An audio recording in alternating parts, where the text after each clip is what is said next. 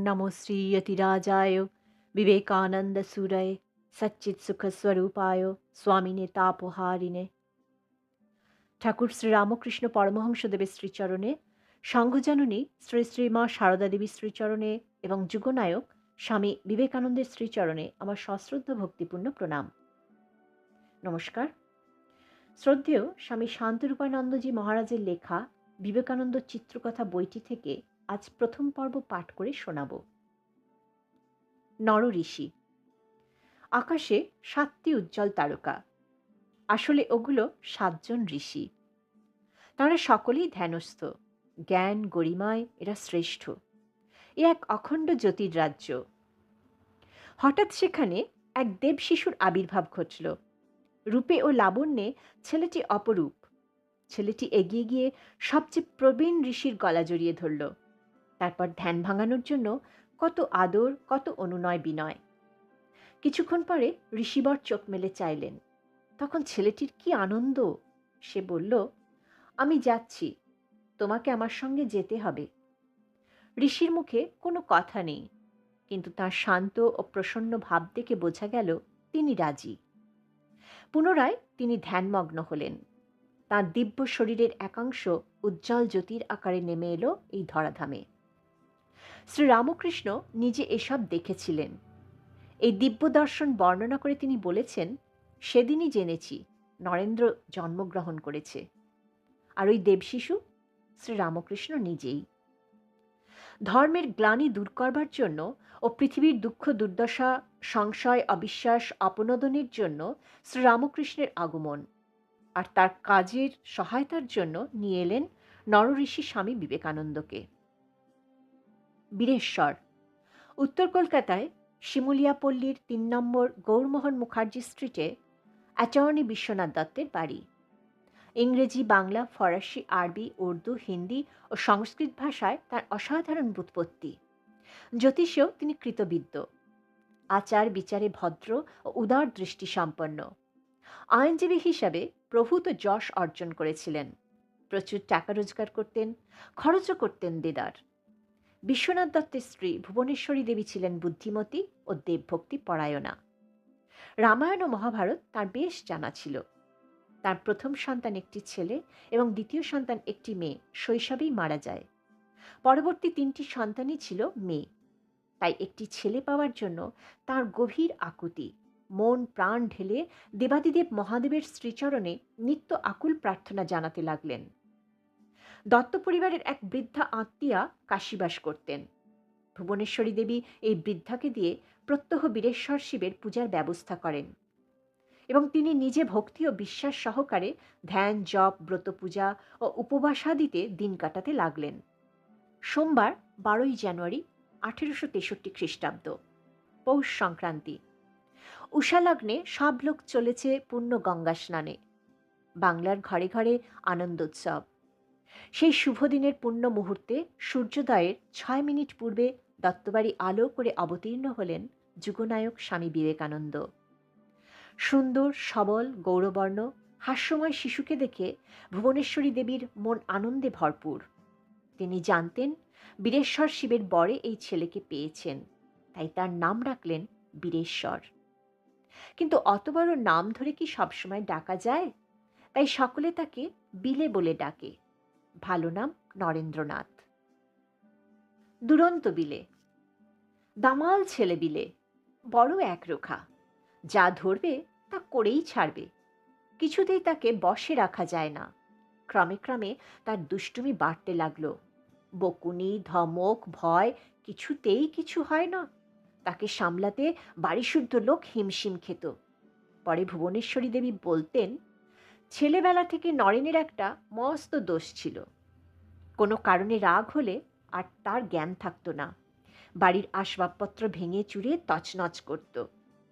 বিলের রাগ দেখে অনেক সময় তিনি আক্ষেপ করে বলতেন, অনেক মাথা খুঁড়ে শিবের কাছে একটা ছেলে চেয়েছিলাম, কিন্তু তিনি পাঠিয়েছেন একটি ভূত। দিদিরাও তার উৎপাতে অতিষ্ঠ। কখনো কখনো তাড়া করে ধরতে গেলে সে দৌড়ে গিয়ে ড্রেনের মধ্যে আশ্রয় নিত। ব্যাস, দিদিরা আর কিচ্ছু করতে পারবে না, কেননা এখন তাকে ছুঁলেই তাদের স্নান করতে হবে। তখন বিলে মনের সাথে নানাভাবে মুখভঙ্গি করে হাসতে হাসতে বলতো, ধর না, ধর না। অবশেষে বিলের রাগ কমানোর এক অদ্ভুত উপায় আবিষ্কার করলেন ভুবনেশ্বরী দেবী। কিছুতেই না পারলে বিলের মাথায় হুড়হুড় করে জল ঢেলে দিতেন আর জপ করতেন, শিব শিব। অমনি দুষ্টুমি বন্ধ। বিলে একেবারে শান্ত। আবার তিনি ভয় দেখাতেন, যদি দুষ্টুমি করিস তবে শিব আর তোকে কৈলাসে যেতে দেবেন না।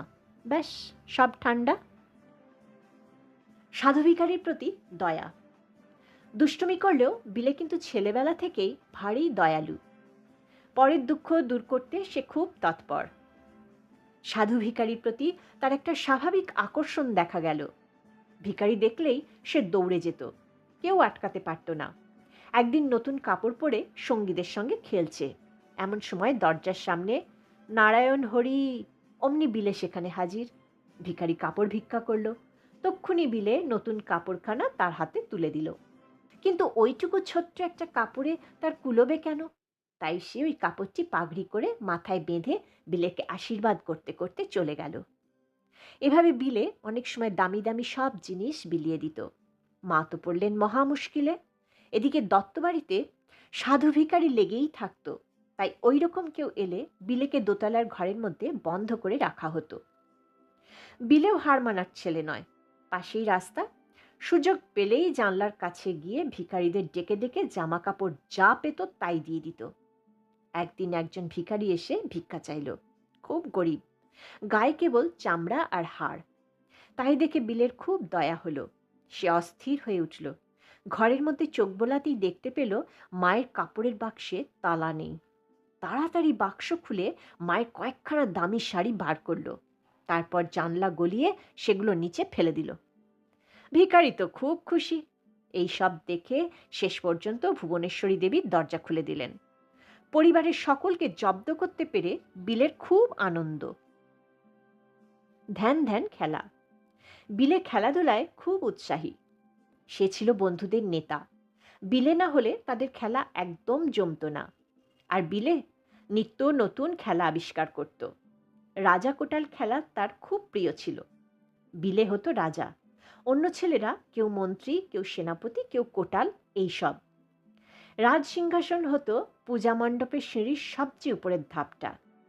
রাজ দরবার বসত, তাতে আবার বিচার হতো, কেউ পেত শাস্তি, কেউ বা পুরস্কার। বিলের একটা মজার খেলা ছিল সমবয়সীদের নিয়ে ধ্যান ধ্যান খেলা। বড়দের মুখে শুনেছে ধ্যানমগ্ন মুনি ঋষিদের জটা বাড়তে বাড়তে বটের শিকড়ের মতো মাটির নিচে অনেক দূর চলে যায়। বিলে ধ্যানে বসত আর মাঝে মাঝে চোখ খুলে দেখত জটা মাটিতে ঢুকছে কিনা। কিছুই হয়নি দেখে মাকে বললে, কই ধ্যান তো করলাম, জটা কোথায় হলো? মা সান্ত্বনা দিতেন, এক আধ ঘন্টায় বা এক আধ দিনে হয় না, অনেক দিন লাগে। একদিন চিলে ঘরে ওই রকম ধ্যান ধ্যান খেলা চলছে। হঠাৎ একজন দেখল মেঝের উপর একটা প্রকাণ্ড গোক্র সাপ। সে ভয়ে চিৎকার করে উঠল। সঙ্গীরা সব ভয় পালিয়ে গেল আর চিৎকার করে বিলেকে ডাকতে লাগলো, বিলে পালিয়ে আয়। বিলে কিন্তু তখনও ধ্যানমগ্ন, কোনো সাড়া শব্দ নেই। তখন ভয়ে তারা বড়দের ডেকে নিয়ে এলো। সকলে এসে দেখেন এক সাংঘাতিক দৃশ্য। বিলে চোখ বুজে বসে আছে আর সামনে ফনা তুলে বিষাক্ত গোক্র সাপটি দুলছে। চেঁচামেচি করলে পাছে বিলের কোনো ক্ষতি হয়, এই ভেবে সকলে একদম চুপ। কি আশ্চর্য, ক্রমে সাপটি আপনিই সরে গেল। মুহূর্ত পরে আর তাকে খুঁজেও পাওয়া গেল না। কিছুক্ষণ পরে বাহ্যজ্ঞান লাভ করে বিলে সব শুনে বলল, আমি তো কিছুই টের পাইনি। বিদ্যারম্ভ। বিলের প্রথম বিদ্যারম্ভ তার মায়ের নিকট। মায়ের কোলে বসে রামায়ণ ও মহাভারতের কাহিনী, বিভিন্ন দেবদেবীর কথা শোনে আর সব হুবহু মনে রাখে। এইরকম ছিল তার প্রখর স্মরণ শক্তি। মায়ের কাছে বসেই বিলে বাংলা বর্ণ পরিচয় এবং ইংরেজি ফার্স্ট বুক আয়ত্ত করে ফেলে, যা একবার সে শোনে সব মনে রাখে। 1871 খ্রিস্টাব্দে 8 বছর বয়সে বিলেকে বিদ্যাসাগর মহাশয়ের মেট্রোপলিটন স্কুলে ভর্তি করে দেয়া হয়। স্কুলে ভর্তি হওয়ার আগেও সে বাড়িতে পড়াশোনা করত। একজন শিক্ষক এসে রোজ তাকে পড়িয়ে যেতেন। কিন্তু বিলের পাঠাভ্যাসের একটা নিজস্ব রীতি ছিল। মাস্টারমশাই পাশে বসে প্রতিদিনের পাঠ পড়ে যেতেন আর বিলে চোখ বুজে শুয়ে শুয়ে তা শুনত। তাতেই তার দৈনিক পাঠ আয়ত্ত হয়ে যেত। বাড়ির লোকজন ও পাড়ার সকলের সঙ্গে বিলের খুব ভাব। বাড়ির চাকরদের মধ্যে সহিসের সঙ্গে তার বেশি বন্ধুত্ব। সহিসের কাছে বসে অনেক গল্প গুজব করত। একদিন তার বাবা জিজ্ঞাসা করলেন, বিলে, তুই বড় হয়ে কি হবি বল দেখি? তৎক্ষণাৎ বিলের উত্তর, সহিস কিংবা কচুয়ান। তেজি ঘোড়াগুলোকে সে কেমন জব্দ করে রাখে, ভারী মজা। বিলের বাবা পরে তাকে একটি সুন্দর টাট্টু ঘোড়া কিনে দিয়েছিলেন। রোজ সন্ধ্যায় ঘোড়ায় চড়ে বেড়াতে যাওয়া তার একটা শখ ছিল।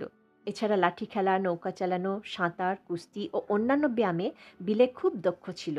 গান বাজনাও শিখত। বিলের সত্যনিষ্ঠা। দুষ্টুমি করলেও বিলে কিন্তু সব সময় সত্য কথা বলতো। কাউকে ভয় করত না। স্কুলে একদিন শিক্ষক ভূগোল পড়াচ্ছিলেন। পাঠে ভুল হয়েছে মনে করে অযথা তিনি বিলেকে শাস্তি দেন। প্রতিবাদে বিলে বারবার বলতে থাকে, আমার ভুল হয়নি, আমি ঠিকই বলেছি। ওতে শিক্ষক আরও রেগে গেলেন। নির্দয়ভাবে তিনি বেত দিয়ে বিলেকে মারতে থাকেন।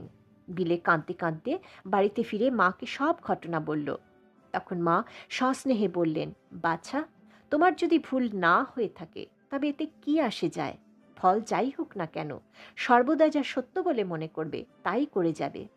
অনেক সময় হয়তো এর জন্য অন্যায় ও অপ্রীতিকর ফল সহ্য করতে হবে, কিন্তু তবু সত্য কখনো ছাড়বে না। পরে অবশ্য ওই শিক্ষক নিজের ভুল বুঝতে পেরেছিলেন এবং নিজের দোষ স্বীকার করেছিলেন। আরেকবার ক্লাসে বিলে অন্য ছেলেদের সঙ্গে গল্প করছে। ফিসফিস শব্দে বিরক্ত হয়ে মাস্টারমশাই হঠাৎ ছেলেদের পাঠের কথা জিজ্ঞাসা করতে থাকেন। কেউ উত্তর দিতে পারল না, কিন্তু বিলের ছিল অসাধারণ শক্তি। গল্পও করছে, আবার পাঠও শুনছে। যাই তাকে জিজ্ঞাসা করা হলো সে তক্ষুনি যথাযথ উত্তর দিয়ে দিল। মাস্টারমশাই তখন জানতে চাইলেন, পাঠের সময় কে কথা করছিল? সকলেই বিলেকে দেখালো, কিন্তু মাস্টারমশাই বিশ্বাস করতে পারলেন না। তাই বিলে বাদে বাকি সকলকে দাঁড়িয়ে থাকতে বললেন। সঙ্গে সঙ্গে বিলেও দাঁড়ালো। মাস্টারমশাই বললেন, তোমাকে দাঁড়াতে হবে না। সে বলল, না, আমাকেও দাঁড়াতে হবে, কেননা আমিই তো কথা বলছিলাম। মাস্টারমশাই তো অবাক। বিলের সাহস ও বিচার প্রবণতা। খেলাধুলার প্রতি বিলের সাংঘাতিক আকর্ষণ। খেলার সাথী পেলেই সব কিছু ভুলে যেত সে। জলখাবারের পয়সা জমিয়ে হয় মার্বেল কিংবা নতুন ব্যাট বা বল কিনত। ক্রিকেটে সে বেশ দক্ষ ছিল। ছুটোছুটি, হুটোপাটি, লাফালাফি, ঘুষোঘুষি এইসব খেলা তার বেশি প্রিয়। সব সঙ্গীরা তাকেই দলের নেতা বলে মেনে নিত। পাড়ায় ছিল মস্ত একটা চাঁপা ফুলের গাছ। বিলে প্রায় বন্ধুদের নিয়ে ওই গাছের ডালে পা বেঁধে হাত ছেড়ে মাথা নিচু করে দোল খেত। একদিন বিলে তার সব বন্ধুদের নিয়ে গাছের ডালে ডালে খুব দাপাদাপি করছে। তাই দেখে বাড়ির বুড়ো কর্তা ব্যস্ত সমস্ত হয়ে বেরিয়ে এলেন। ছেলেদের তিনি নিষেধ করে বললেন, ও গাছটায় চড়া ঠিক নয়। বিলেও ছাড়বার পাত্র নয়। গাছ থেকে নেমে এসে জিজ্ঞাসা করল, কেন, ও গাছটায় চড়লে কি হয়? ভয় দেখানোর জন্য বৃদ্ধ বললেন, ও গাছে একটা ব্রহ্মদত্তী আছে, তার ভয়ানক চেহারা, আর যারা ও গাছে চড়ে তাদের ঘাড় মটকে দেয়। বৃদ্ধ চলে গেলে বিলে আবার ওই গাছে চড়তে গেল। তখন সঙ্গীরা বললে, না ভাই, অমন কাজ করিসনি, তাহলে সে তোর ঘাড় মটকাবে। বিলে হেসে বলল, একজন একটা কথা বলে গেল আর অমনি তা বিশ্বাস করতে হবে? যদি ওই ব্রহ্মদত্তীর কথা সত্যি হতো তাহলে অনেকক্ষণ আগেই আমার ঘাড় মটকে যাওয়া উচিত ছিল। বিলের উপস্থিত বুদ্ধি। বিলের খুব উপস্থিত বুদ্ধি। বিপদের সময়ও মাথা ঠান্ডা রেখে নিজের কর্তব্যটুকু করে যেত। একদম ঘাবড়াতো না। বিলে নিয়মিতভাবে ব্যায়াম শেখার জন্য বাড়ির কাছে এক আখড়ায় যেত। একবার বিলে ও তার বন্ধুরা মিলে একটা ট্র্যাপিস খাটানোর ব্যবস্থা করছিল। খুঁটিটা ভীষণ ভারী। অনেকক্ষণ চেষ্টা করেও কিছুতেই তুলতে পারছে না। মজা দেখতে লোকের ভিড় জমে গেল। ভিড়ের মধ্যে একজন ইংরেজ নাবিক। ছেলেরা পারছে না দেখে তিনি সাহায্য করতে এগিয়ে গেলেন। খুঁটিটা বেশ ধীরে ধীরে উপরে উঠতে লাগলো, কিন্তু হঠাৎ দড়ি ছিঁড়ে খুঁটিটা পড়ে গেল। নাবিকের কপালে জোর আঘাত লাগলো। অজ্ঞান হয়ে পড়ে রইলেন, আর কপাল ফেটে দরদর করে রক্ত পড়তে লাগলো। একেই দুর্ঘটনা, তাতে আবার ইংরেজ নাবিক। পুলিশের ভয়ে সকলে গা ঢাকা দিল, কিন্তু বিলে ও তার দু একজন বন্ধু পালালো না। রক্ত পরিষ্কার করে নিজেদের কাপড় ছিঁড়ে পট্টি বাঁধলো। তারপর নাবিকের মুখে জলের ঝাপটা ও হাওয়া করতে লাগলো। কিছুক্ষণ পরে নাবিকের সংজ্ঞা ফিরল। তখন সকলে ধরাধরি করে কাছাকাছি ট্রেনিং একাডেমি স্কুলে নিয়ে গেল। তারপর ডাক্তার ডেকে আনলো, চিকিৎসার ব্যবস্থা হলো। কয়েকদিন সেবা যত্নের পর ইংরেজ নাবিক সম্পূর্ণ সুস্থ হয়ে উঠলেন। আজ এই পর্যন্ত। আশা করি আজকের এই পাঠ আপনাদের সবার ভালো লেগে থাকবে।